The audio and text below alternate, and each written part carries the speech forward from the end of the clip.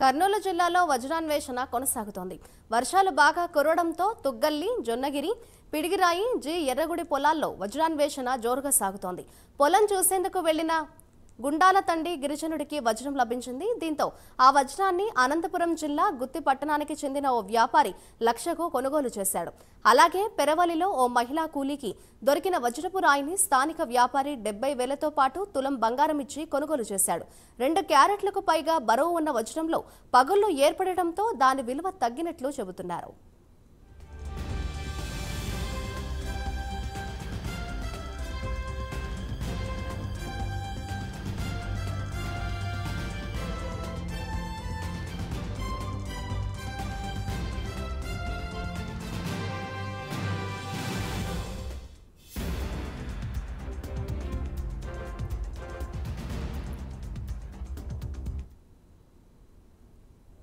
అయితే వజ్రాన్వేషకులు, దళారులు స్థానిక వజ్రాల వ్యాపారుల సిండికేట్గా మారి వజ్రాల కొనుగోలు లావాదేవీలు బయటకు వెళ్లకుండా కొనుగోలు చేస్తున్నారు.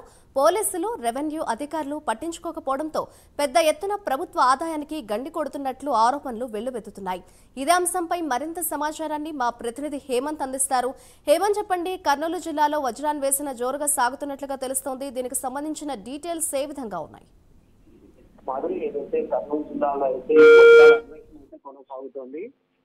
ఏదైతే ఈ గుండాల తాండి గిరిజనుడికి ఒకరికి ఈ వజ్రం లభించింది. దాదాపుగా 5,00,000 రూపాయలకు ఈ వజ్రాల వ్యాపారులు అయితే కొనుగోలు చేశారు. అలాగే పేరువలికి సంబంధించి ఓ మహిళకైతే ఈ మహిళా కూలీకి అయితే ఒక వజ్రం దొరికింది. దీన్ని 70,000 కొనుగోలు చేశారు. దీంతో పాటు తులం బంగారు ఇచ్చి కొనుగోలు చేసినట్లుగా తెలుస్తోంది. మొత్తం మీద అయితే ఈ 2 క్యారెట్లకు బరువున్న ఈ వజ్రంలో పగులు ఏర్పడంతో దీని విలువ తగ్గినట్లుగా ఈ వజ్ర వ్యాపారులు అయితే చెప్పడం జరుగుతోంది. ఏదైతే తక్కువ మొత్తంలో ఈ మహిళకైతే డబ్బులు అందినట్లుగా తెలుస్తోంది. మొత్తం మీద అయితే ఈ వజ్రాల ఏదైతే ఉందో వజ్రాన్వేషణ అయితే గత 10-15 రోజులుగా అయితే జోరుగా కొనసాగిస్తున్నారు వజ్రాన్వేషకులు.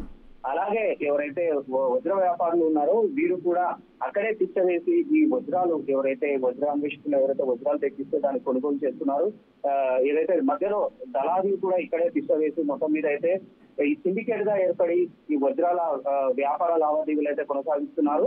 అయితే ఈ వజ్రాలు గత 10-15 రోజుల నుంచి వజ్రాలు వరుసగా దొరకడంతో వజ్ర వ్యాపారుల మధ్య పోటీ అయితే పెరిగింది. మాదిరి వజ్రాలు కొనేందుకు గతంలో అయితే 1-2 మాత్రమే ఉండేవారు. ఇప్పుడైతే మొత్తం మీద అయితే వజ్రాల వ్యాపారులు ఎక్కువగా ఉండడం, వీరి మధ్య పోటీ పెరగడం అయితే ఎక్కువగా జరుగుతోంది. దొరికిన రంగురాళ్ళు నాణ్యతను గుర్తించి పోటాపోటీగా ధరించేందుకైతే వ్యాపారులు ముందుకొస్తున్నారు. మొత్తం మీద చూస్తే మధ్యకర మండలంలో పేరవలి గ్రామంలో 2కి, అలాగే తుగ్గలి మండలం జొన్నగిరిలో 2కి, అలాగే అనంతపూర్ సంబంధించిన 2కి మొత్తం మీద ఇప్పటి వరకు అయితే 10 నుంచి 15 వరకు ఈ వజ్రాలు దొరికాయి. దీంతో ఈ వజ్రాల వ్యాపారుల మధ్య అయితే పోటీ పెరిగిందనే చెప్పాలి. ఈవెన్ వజ్రాన్వేషకులు కూడా ఈ ఏజెంట్లు ఎవరైతే ఉన్నారో అక్కడ స్థానికంగా ఏజెంట్లు కొంతమంది ఉంటారు, వారిని కాదనేసి ఏకంగా వారు ఏదైతే గిట్టుబాటు ధర కాకుంటే మాత్రం నేరుగా వ్యాపారులకు సమాచారం ఇస్తున్నారు.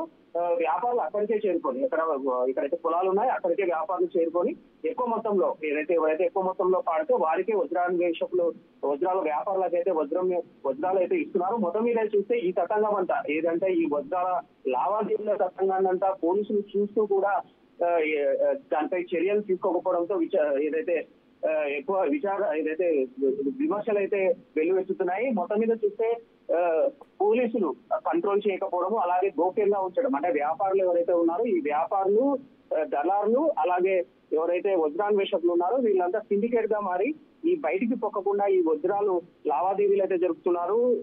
ఈ లావాదేవీల్లో ఇక్కడ బయటికి పొక్కకుండా జాగ్రత్తలు అయితే తీసుకుంటున్నారు. మాది మొత్తం మీద అయితే కర్నూలు జిల్లాలో అయితే వజ్రాన్వేషణ అయితే కొనసాగుతుంది. మొత్తం మీద చూస్తే ప్రభుత్వానికి కూడా ఈ గండి కొడుతున్నారు. మొత్తం సిండికేట్ గా మారి ఎవరైతే ఈ దళారులు అవ్వచ్చు, వజ్రాన్వేషకులు అవ్వచ్చు, వజ్రాలు వ్యాపారాల కొనుగోలు చేసేవారు అవ్వచ్చు, అంటే వ్యాపారాలు అవ్వచ్చు, మొత్తం ముగ్గురు సిండికేట్ అయ్యి ఈ ప్రభుత్వానికి ఈ సిండికేట్ గా ఏర్పడి ప్రభుత్వానికి అయితే ఆదాయానికి అయితే గండి కొడుతున్నారు. ఇటువంటి పరిస్థితుల్లో ఈ వ్యాపార లావాదేవీలు ఏవైతే ఉన్నాయో దీన్ని బయటికి పొక్కకుండా అయితే జాగ్రత్త తీసుకుంటున్నారు. మాదిరి మొత్తం మీద అయితే వజ్రాల అన్వేషణ అయితే కొనసాగుతుంది కర్నూలు జిల్లాలో. మాదిరి థ్యాంక్ యూ హేమంత్.